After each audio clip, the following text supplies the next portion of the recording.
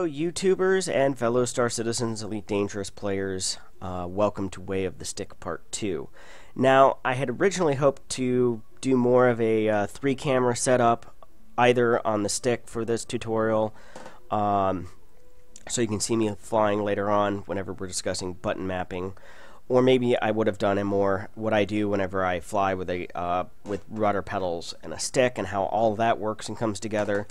But the additional webcams I ordered have not arrived yet. They are literally on the slow boat from China. So hopefully this week, maybe next week, before I get the additional webcams and get all of that set up and working. So I'm going to do the best that I can right now. This is the best angle that I've found. It's not the greatest angle, I have to admit. But it's the best of what I can work with right now to go over what we're going to discuss today. And a couple other little kind of house cleaning announcements. Got 50 users, over 7,000 views at this point. Thank you very much, and continue to subscribe as I will be pushing out several updates a week. Way the Stick will be on Tuesdays. Wednesdays or Thursdays will hopefully be something, either gameplay video, me ranting or raving about something. And then on Saturdays, for the next couple of weeks, I'll be releasing more intermediate and advanced tutorials on CH Control Manager. I may try to do something similar for Thrustmaster's Target, and I'm not sure if I'm really going to cover Satex SST software. But today we're going to discuss control or button mapping and how that plays a critical factor in using a joystick. Now, a lot of this now depends on a couple of things. Where you map things to has a lot to do with personal preference. What works for me may not work for you. And most games provide an interface like the one you see before you to allow you to customize the binds. Now, one game that notably lacks this right now is Star Citizen. So in Star Citizen, you're limited to having to either hack and write an XML file for a profile. And if you know XML, that's great. If you're just an average computer user, that might be a little bit difficult. Or you have to use programming software like CH Control Manager, Target, SST. But in my case, I'm not playing Star Citizen right now because I have to unplug these, and every time I replug them up, it goofs up my control bindings in War Thunder, Elite Dangerous, and Falcon BMS. It's about a 2-hour process to go through and reset everything up on those games. In particular, about probably over an hour to 90 minutes of that is Falcon BMS, because I think there's literally something like 400 options to bind. And that is a hallmark of flight and space combat games. They have a lot of keybinds. Generally in a space combat game, you're probably talking anywhere from 75 to 100 on average. I haven't counted up how many there are in Elite Dangerous thus far, but I mean, there was 2 or 3 pages worth in Diaspora or Free Space 2. Same thing with X-Wing Alliance. And then in the true flight sims, whether it's Flight Sim, Microsoft Flight Sim X, X-Plane, DCS, or Falcon BMS, there are literally hundreds of button combinations and hotkeys that you can bind. So this is where having a HOTAS setup, which is an acronym standing for Hands on Throttle and Stick, comes in as an advantage over, say, just a joystick like this T16000M here. Now, for those of you who have not seen the rest of my channel, who may have got this video linked to you somewhere else, when it comes to joysticks, if it's been made in the last... Oh, let me see. Where do I need to put it? There we go. If it's been made in the last 4 or 5 years, maybe even longer, whether it's a HOTAS, you know, I got an X52 set here. I got many different joysticks, T-Flight X HOTAS. Basically, if it's available mass market today, I own it. The exceptions to this would be out-of-production sticks like the X65, the G940 from Logitech. I don't own a Warthog. I have access to it, though. Or to one, so I can borrow it from time to time to do reviews. One of my friends owns one. And then I have an X55 on order. Will be here in 1 to 2 months. Or will ship in 1 to 2 months. So when I say I'm the hands-on expert on this, I kind of am, just because I own everything. None of it's been provided. I mean, it would have been nice if some of this stuff was provided by the companies, but I bought it all out of pocket. So if something really irks me, I let you know because I spent money on it, and that tends to unbias my reviews real quick. It is, would I buy this again, or would I feel comfortable telling other people to buy this? Because I know how hard I work for my money, and the X52 is just horrendous, and I'm going to leave it at that. So, with all of that kind of being said and out of the way, let's kind of get back onto topic of button mapping, why it's important, and how your thought processes should work on where you decide where to go, where to put what where. And this differs from game to game because certain things are more important in some games as opposed to others. An example of this, Elite Dangerous. Having controls mapped to where you can effectively control the menus is very important. Now, I'm going to go ahead and cancel because I don't want to change anything here. But menus in flight is an intricate part of the game, whether it's toggling for various things, setting up your weapons groups, choosing your flight destination, choosing from a list of contacts, requesting docking. All of those things are done through menus in that game. Therefore, it was very important for me to map menus. Star Citizen, not so much. In Star Citizen, being able to redirect power to various shield faces was more important than being able to control menus. I just use that as an example. But there should be some priorities. Number one thing that needs to go onto targets, or onto joysticks, is weapons control. And I'm going to say weapons / countermeasures. I've always found it to be a lot handier to have countermeasures deployed on the stick rather than, say, from keyboard. But I can see the argument for putting it on the keyboard. And excuse me, it's morning and our neighbors are having a patio ripped up or something. You might even be able to hear the jackhammer through the walls. So actually, I was woken up at about, a little after 7 o'clock because they started jackhammering and the puppy dog doesn't like it. So, I'm taking another sip of my coffee and getting back onto task. So, weapons, countermeasures. I can kind of see if you have both chaff and flare are two different type of countermeasures for different type of ordinances, and you're using just a T16000M, I could see the rationale for binding that to keyboard as opposed to stick.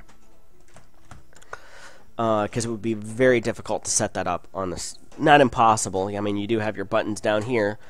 But generally, I say weapons, and that means guns, various weapons groups, missiles. That needs to go on the stick. Second, targeting. Targeting is your second priority to put onto a stick. There's multiple ways of doing that. With a HOTAS, I generally like putting my targeting on this little four-way hat switch here. And I do that, cycle all targets, next, previous. Cycle through hostile targets is down, and the nearest threat is up. And before it's all said and done, I may actually end up down being nearest threat and up being cycle through targets. And that kind of brings me to another point here. If you think you're going to set this up in 15 minutes, no. I've been working on Elite Dangerous now for about 2 weeks, and I'm happy where it's at, but I'm not entirely, as I said, convinced that I may set up things to be reverse of what they currently are in a couple places. And then, as I fly different ships and larger ships and stuff like that, priorities shift. So you might even change your configuration based on what ship you're flying. If you're in a game where you can fly multiple ships or multiple airplanes. So keep that in mind. Keep the flexibility open of where to put what. And if something isn't working, you need to take a step back and figure out a way in which it works. As an example, I had, there's this button right here that this cord likes to poke into, I found out. if it just lined up exactly. I had that mapped for jettison cargo. Once upon a time, I was moving my throttle up, it shifted just a little bit, and it hit that, and I ejected my cargo. Not great when you're carrying gold. For those of you who are in Elite Dangerous, that's like ejecting, an hour or two's worth of work, grinding Federation fighters out into space. And the worst part of it was I was in the middle of combat with PvP. And I did not mean to do that. I think the guy was thinking I was giving up because he went to chase the gold, and then I killed him. So, targeting, very, very important. So if you have a joystick like this, chances are between weapons, gun group 1, gun group 2, countermeasures, missiles, and then your hat switch for targeting, that pretty much takes up that stick. You could map some things down here, like on these buttons. I've just traditionally have never really used those buttons on a joystick. I've always found it more beneficial to use the keyboard instead. Does have the throttle here, so maybe mapping throttle and using the keyboard for throttle and stuff like that becomes a much better option. Now, if you're talking about a joystick like the Logitech Extreme 3D Pro here, maybe that's a little bit different, because now you have guns, missiles, maybe you have, fire group 2, fire group 3, so then if you need to fire all 3 of them at the same time, you can go press it down with your thumb and that button and be firing all 3 groups at the same time if you're flying like a Hornet. In Star Citizen, you're talking targeting up here. Pickle switch here for missiles. And then, conceivably, you could end up mapping it fire chaff, fire flare. Or technically how it would be right now would be fire flare, toggle, or fire countermeasure, toggle between chaff and flare. Or maybe this is fire. Again, which order you put them in. But that's personally how I would set this up for Star Citizen. Elite Dangerous, probably not so much. And you still got your 6 buttons down over here and the throttle. But that's just, different sticks, you have to think about different configurations. How I have this set up in Elite Dangerous is, this is and the number 3 thing, okay, weapons and countermeasures, targeting, critical. Absolutely critical no matter what games you're playing. Next becomes game-specific issues, like power management. I have my power management for Elite Dangerous to engines, weapons, shields, rebalance. Interestingly enough, this is the exact configuration I used 20 years ago in X-Wing versus TIE Fighter, 15 years ago in X-Wing Alliance, as well as Free Space, as well as the later Wing Commander games. This is how I've managed my power for 20 years. In Elite Dangerous, this manipulates my HUD interface. This will select different weapons groups, but really I don't use it right now. And then down here on the thumb, I have it to deploy a heatsink. I'm flying an Eagle. This toggles my flight assist on and off. This button here targets whatever's in front of me, which is classically what I use it for, except for in Falcon. This has a special place. Notice how it's changing the lights down here.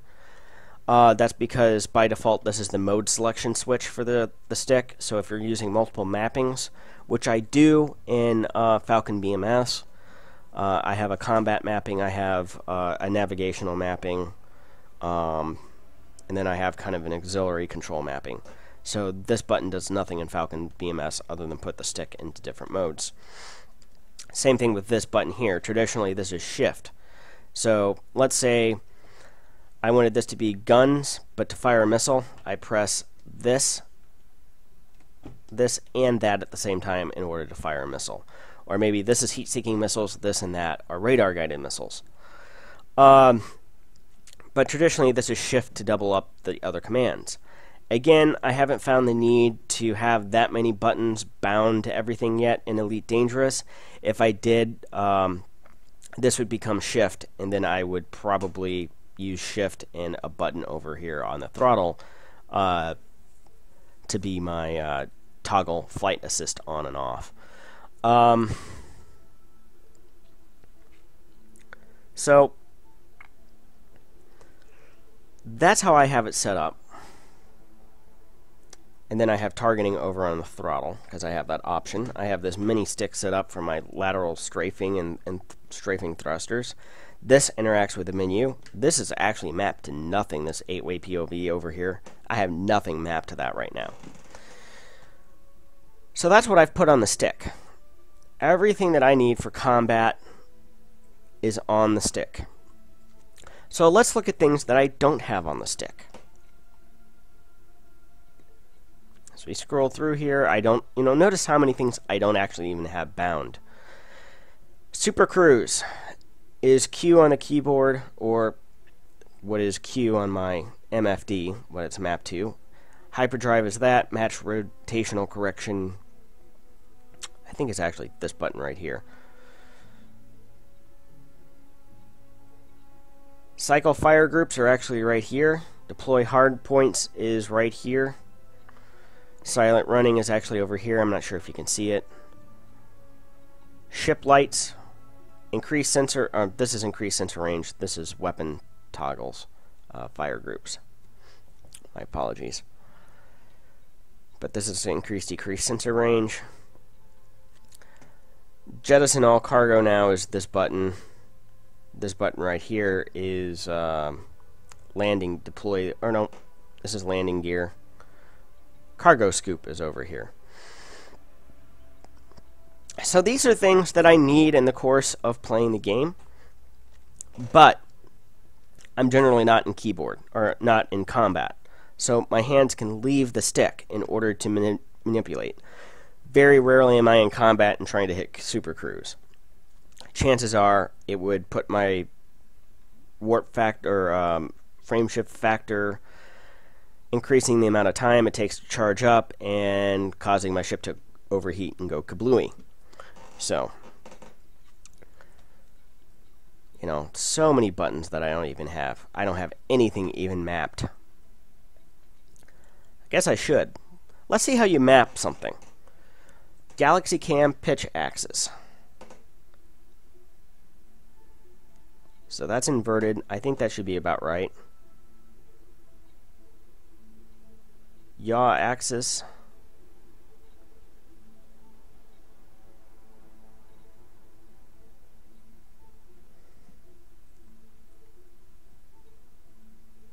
Translate Y axis. Now it's saying joy, but this really should say joy 2, joy 1. Because that's how it's being detected.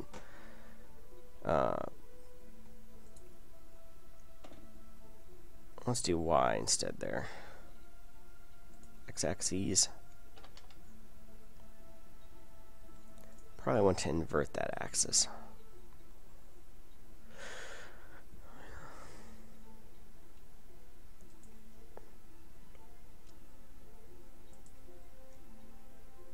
That recognizes that as a, let's try something else. Oh, those are all joystick buttons?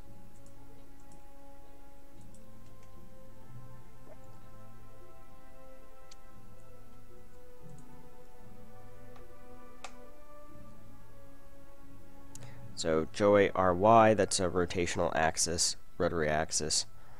So that would be down here. Okay, we're going to apply those. So that's how you map buttons in game, or in a game menu like that. So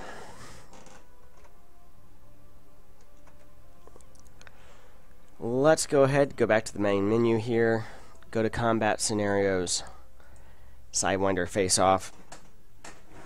Oh crap.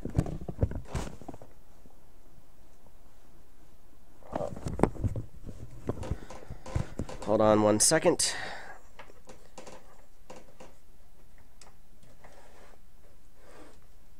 let me,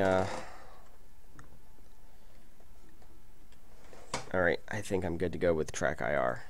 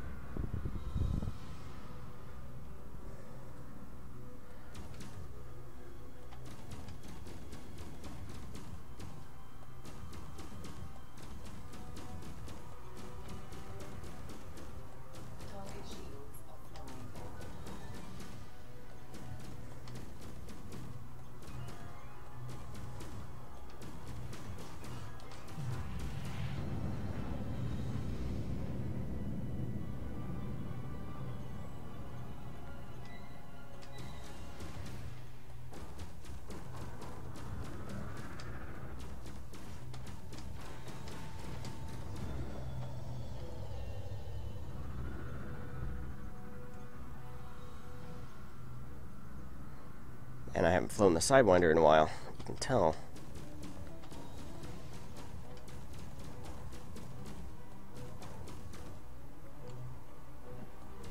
Now this game does not have any countermeasures. Well, I guess it has heat sinks.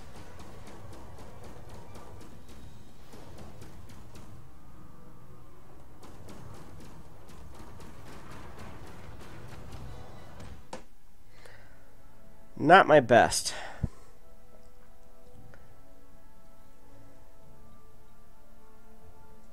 Let's try that again. It was not my best example, but notice how I'm in the course of now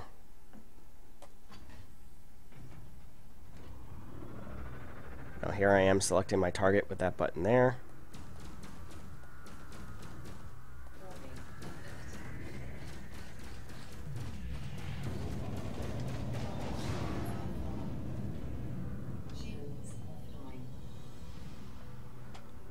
Well, I hurt him a lot more than it hurt me.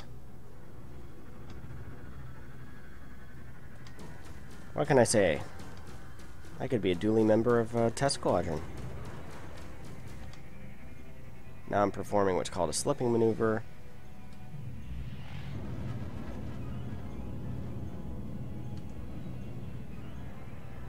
Now I'm reversing throttle.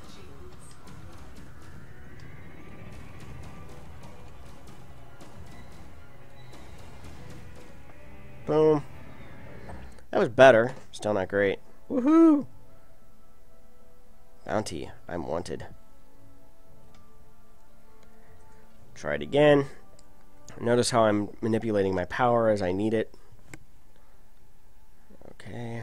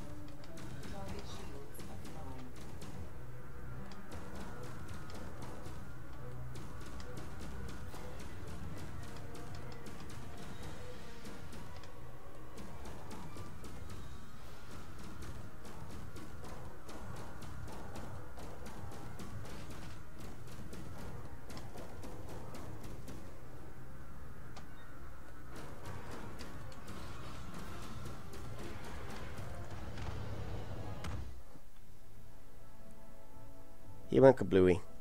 See? Didn't take any damage that time. But you can kind of see how I was using targeting. Probably...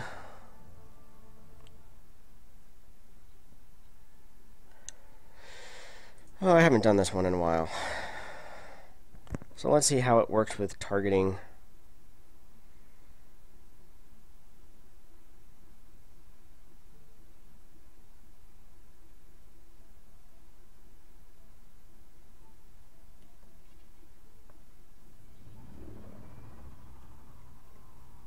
So here, burst laser, See, we got chaff.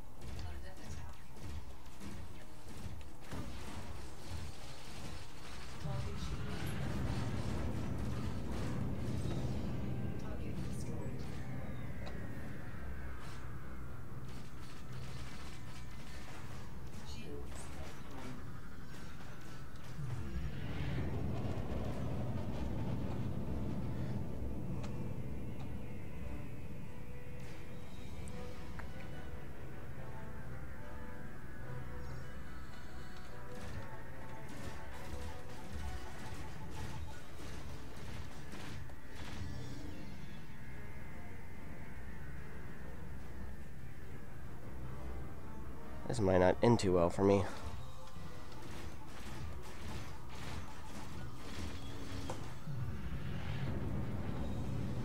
Alright, I need to put some distance.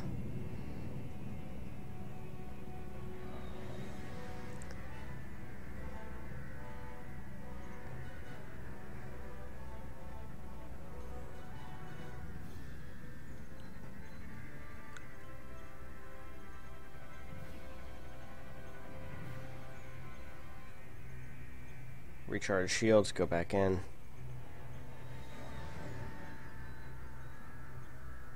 Come on, come on, come on.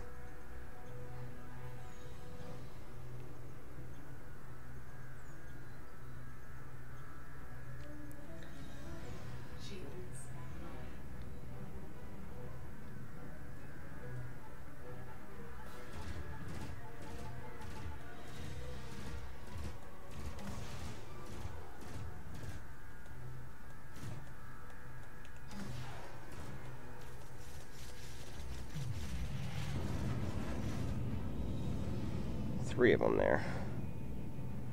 So again, redirect power to my shields.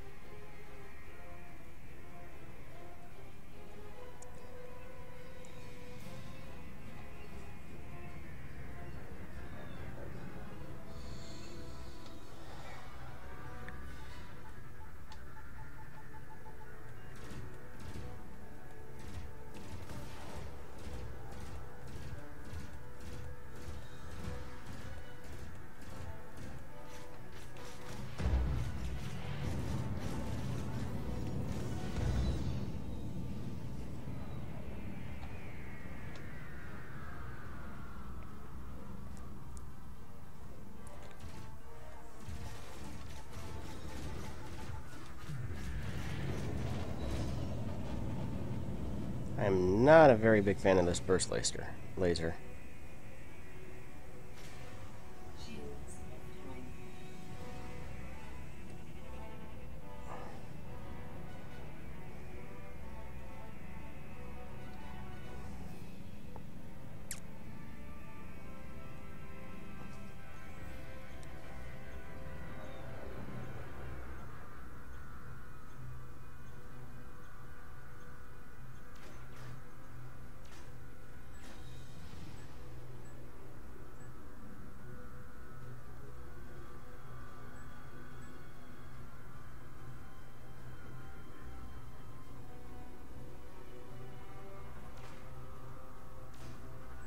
What the hell?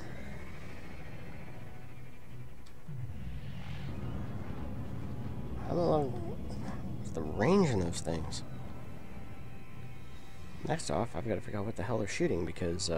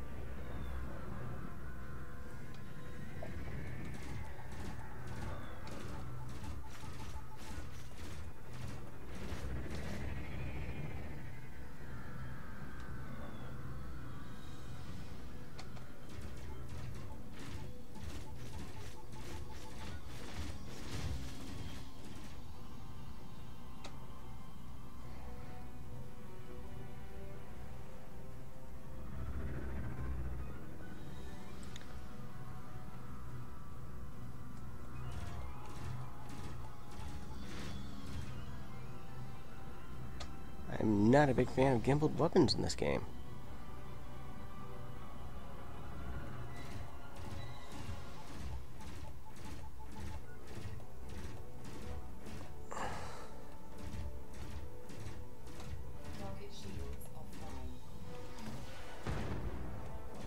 Wow.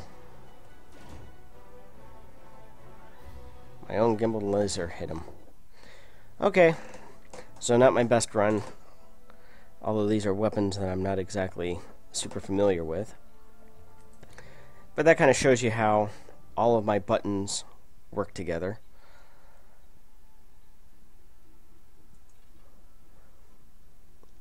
I'll try it one more time here. I want a little bit of redemption here. That went absolutely horribly.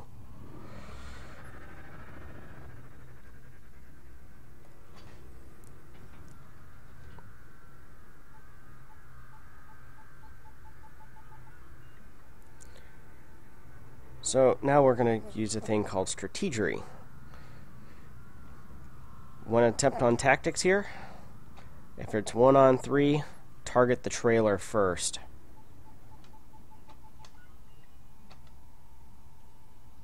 Try to get on a 6.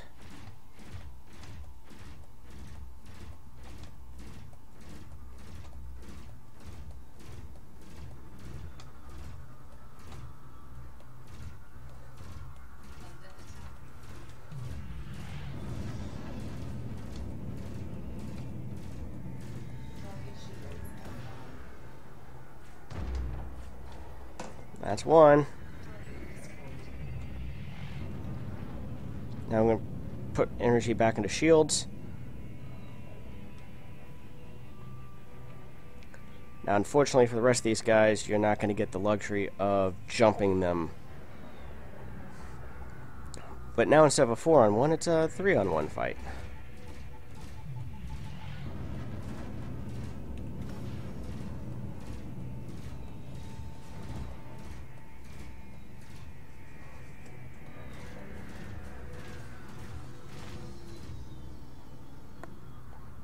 are you? Nope, that's not him. Once you've engaged a target, you want to continue to engage it.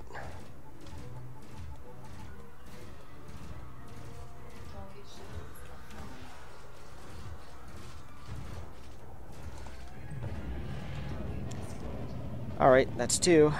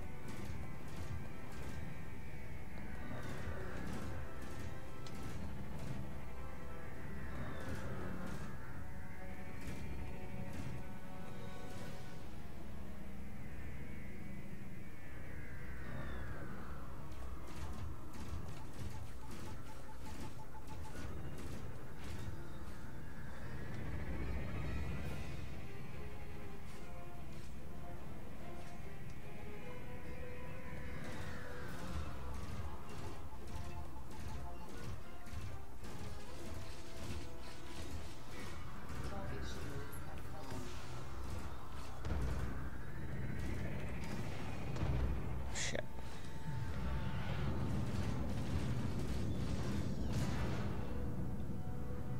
Gotta get behind him and get a lock on, because he just kept blowing up my missiles as they were coming in. It's really satisfying to do that to other people in PvP.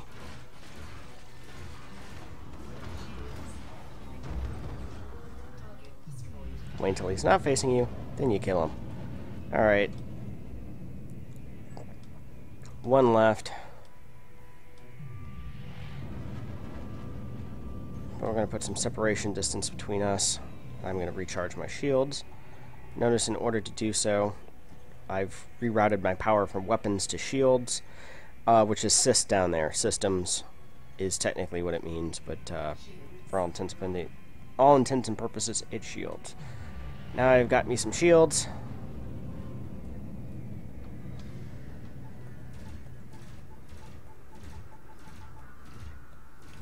Since we got 6 missiles and 1 guy here.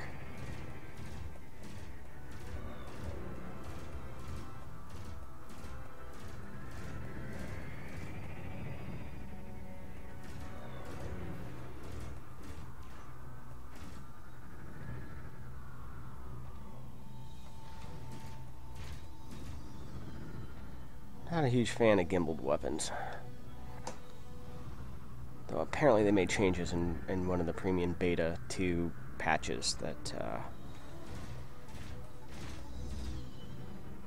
according to people, it nerfed them.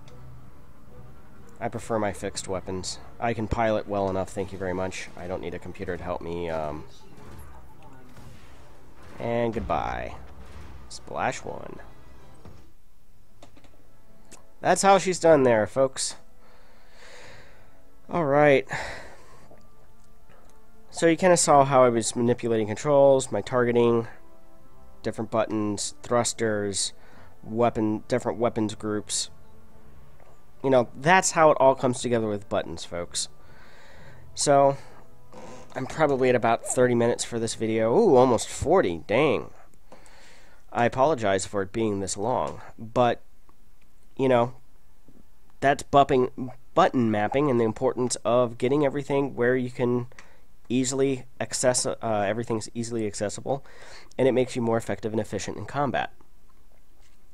So, kind of give you an example of how you bind them in the games, as well as kind of the thought processes of what I think is critical to put on the stick, what you can leave on the keyboard, for instance. So, thank you very much for tuning in to this rather long edition. I apologize that it went this wrong. It went that wrong. But this long. But again, please subscribe to the channel. We are over 50 subscribers. That was the goal last week. Much appreciated of that. I think we're approaching 60 right now. Over 7,000 channel views. Please share with your friends.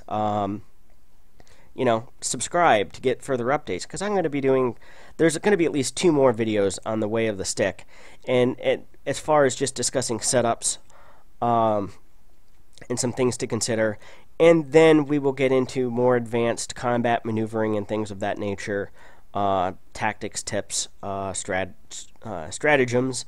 You saw one of them pick off the, and I don't know if that'll continue to be way of the stick, because a lot of it is just basic dogfighting principles, and I might do an entire series of video over basic dogfighting principles as it relates to Elite Dangerous.